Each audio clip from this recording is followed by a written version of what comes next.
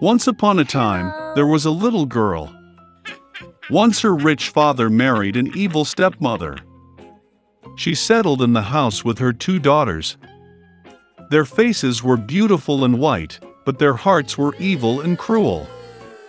And then came a difficult time for the poor girl.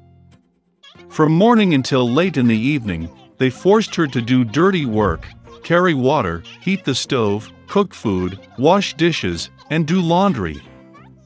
And besides, the half-sisters did their best to upset her as much as possible. They mocked her, poured peas and wheat into the ashes, and she had to sit and pick them out. In the evening, when she was tired of work, she had to go to bed not in bed, but on the floor, next to the stove. And because she was always in ash, dust, and dirty, the sisters called her Cinderella. But then it happened one day that the king started a feast, which was supposed to last for 3 whole days, and called all the beautiful girls of the country to the holiday so that his son could choose a bride for himself. When the two named sisters learned that they, too, could come to the feast, they instantly began to dress up and preen. Cinderella also wanted to go dancing, but her stepmother did not let her go, because she had no dress or shoes, and she was dirty. And then the evil stepmother poured a bowl of wheat into the ashes and said that if Cinderella collected it in 2 hours, then she could go with her sisters. Cinderella went out into the garden and cried. And then 2 white doves flew in, followed by a whole flock of different birds. They swooped down on the ash and began to peck, and so they chose all the grains in a bowl. In less than an hour, they finished their work, and everyone flew back. Cinderella brought a bowl to her stepmother, began to rejoice, thinking that she could go to the feast. But her stepmother would not let her in any way. She turned her back on Cinderella and hurried with her 2 daughters to the ball. When there was no one left at home, Cinderella sat down on the floor and cried with grief. And then 2 white doves flew in, followed by a whole flock of different birds, and they threw off their dress and shoes shiny and all in gold. She quickly put on this dress and came to the bride. They saw her stepsisters and stepmother and thought that it must be some strange princess, she was so beautiful in her golden dress. It never occurred to them that it was Cinderella. The prince came out to meet her, took her hand, and they began to dance. And he liked Cinderella so much that he did not want to dance with any other girl. She danced until the evening and wanted to return home, but the prince asked her to see her off. He wanted to know whose beautiful girl this is, and where she lives. But Cinderella ran away from him and climbed onto the dovecot. The prince ordered to destroy the dovecot, but there was no one in it. And nowhere near could he find his beautiful stranger. No one could have guessed that Cinderella was rescued by pigeons that took her home. The prince was upset and went to the palace with his head down. And suddenly he saw a shoe, lifted it up. It was so small and elegant and all of pure gold.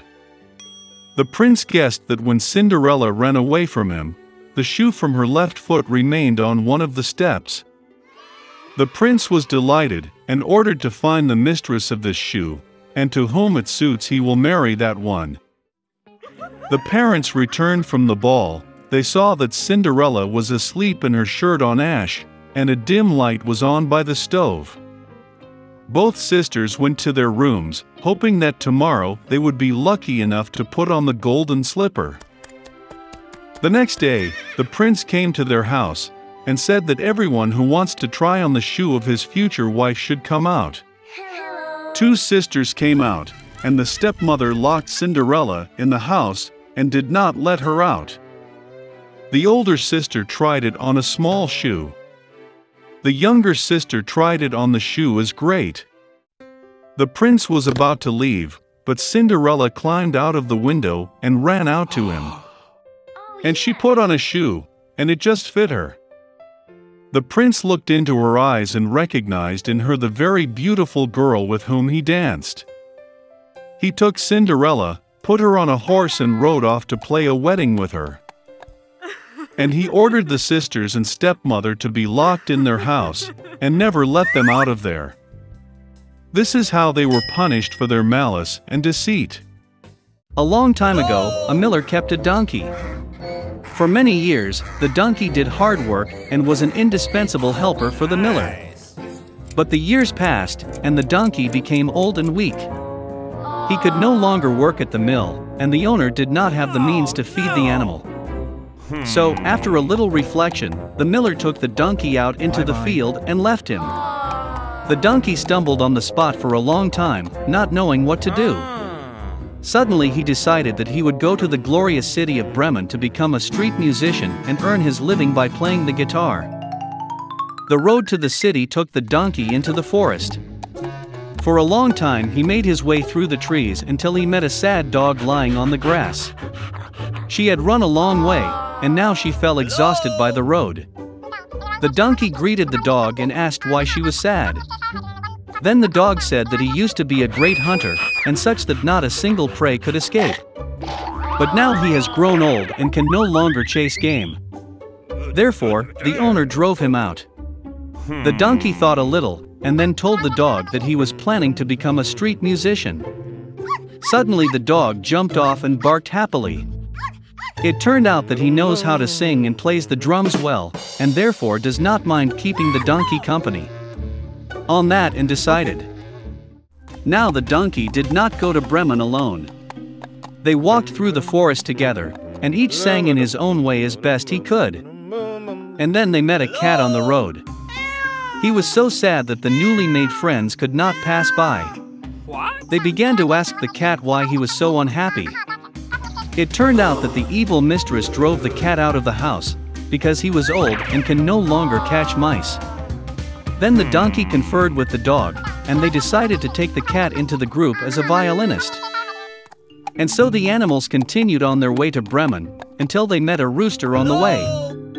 He sat on the hedge and crowed with horror all over the cock's throat. Friends spoke to him and learned that the rooster had escaped from the hostess, who considered him old and decided to cook soup out of him. Without thinking twice, the donkey, the dog and the cat called a rooster into the group, giving him a balalaika. So, the newly made troupe walked through the forest until night fell. Friends had no choice but to settle down for the night by a large tree. The donkey and the dog lay down from below, the cat climbed onto a branch, and the rooster sat on the very top of the tree. Suddenly a light flashed in the distance. What? The rooster perked up his senile eye and noticed the hut in which the light was dimly burning. Then the friends decided to spend the night in a hut. But when they made their way to the hut and looked out the window, they saw their 4 robbers celebrating another successful robbery. Already pretty hungry, the musicians decided to drive the bandits out of their lair. And now a plan ripened in the minds of friends.